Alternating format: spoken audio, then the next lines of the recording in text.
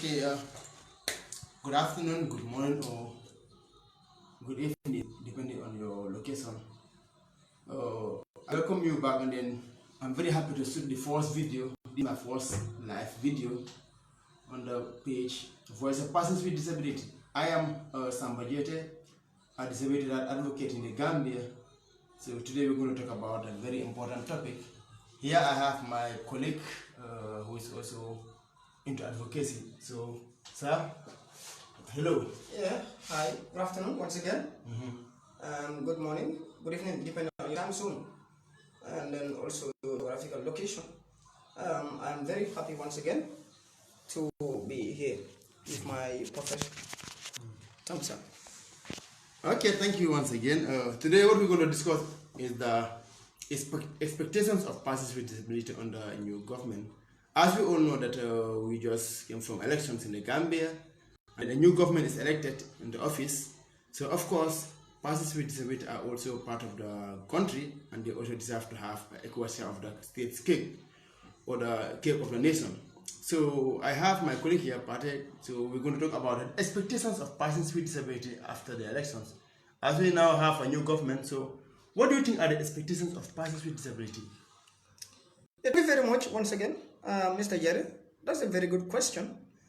The first expectation, as far as person with disability is concerned, is the implementation of the disability bill.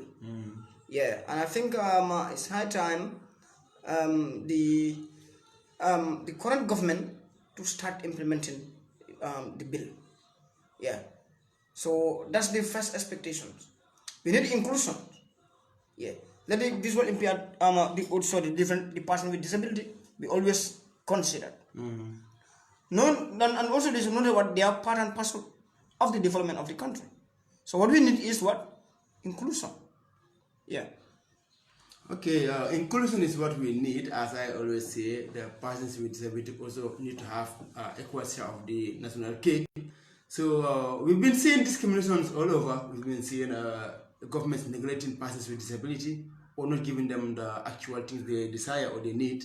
So it's something, it calls for action anyway. And then if you look at it, as I always keep on saying, persons with disability are only considered in terms of elections. Like, in terms of elections, every political party will be rushing to say, yes, I stand for persons with disability, I'm going to stand for them, I'm going to include them, just to get their votes. But after the elections, you see that nothing is done. So, Mr. Keba, what hopes do you have that this new government is going to make a difference? Yes, you've raised a very important point. And then you're talking about the politicians. Yeah. Like before election, they will start advocating the person with disability, should be treated fairly or equally. You see. But like the moment election goes, everything vanishes into the air like that. We've been seeing that, for decades now. And I think that is going to be the thing of the past. Yes, as far as this government is concerned. Definitely they should try and work towards, make sure that they improve the life and livelihood of persons with disability. Yes. Knowing fully well that, they are our brothers and sisters. And also what they are part of the country. Also, they also exercise their constitutional rights. Yes. In one way or the other. We voted for the president. Yeah. So what we expect also, and for me, what I want the government to focus most is the education sector.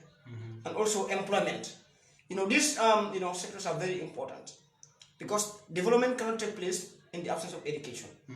But also, if you educate also, you need job.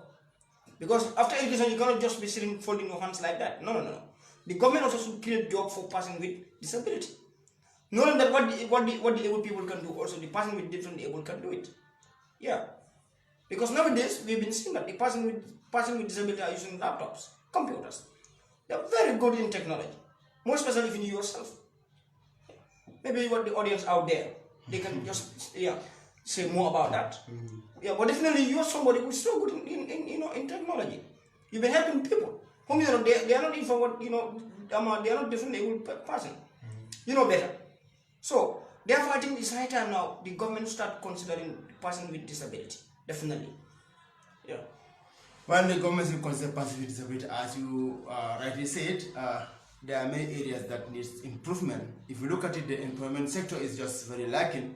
If you knock into the doors of offices, if you knock at the doors, like go to the HR or the human resource and check the number of employees, you can find only few with persons with disability.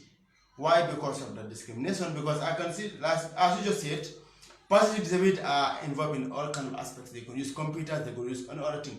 So therefore, why I did not employ it? It's a big question. Why I did not employ it?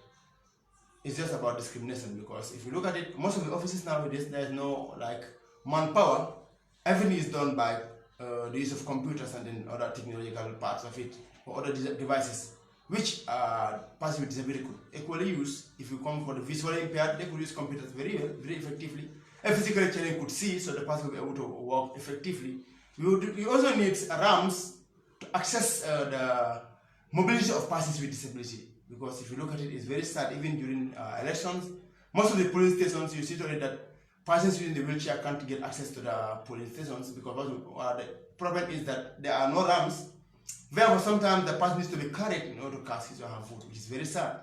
So, therefore, there should be ramps in offices, in polling stations, and then all public infrastructures, so that there could be equal access to persons with disability.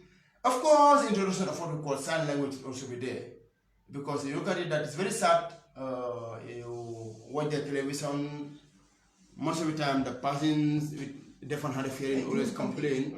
They always complain because there is no sign language, or there is minimal sign language. If you look at it, I think we had there's one local television station that does it, but that's only for the news. It means all the other programs, they could only look at the images, but they will not know what is said. If you look at the Braille, also should be introduced. Braille is also a very important medium of communication. If you look at the Western world, most of the medicines are in Braille, but in the Gambia, it doesn't exist. In the Gambia, a visual impaired needs to depend on someone to go to the supermarket. Maybe the person will tell you, okay, this chocolate is costing this number of dollars.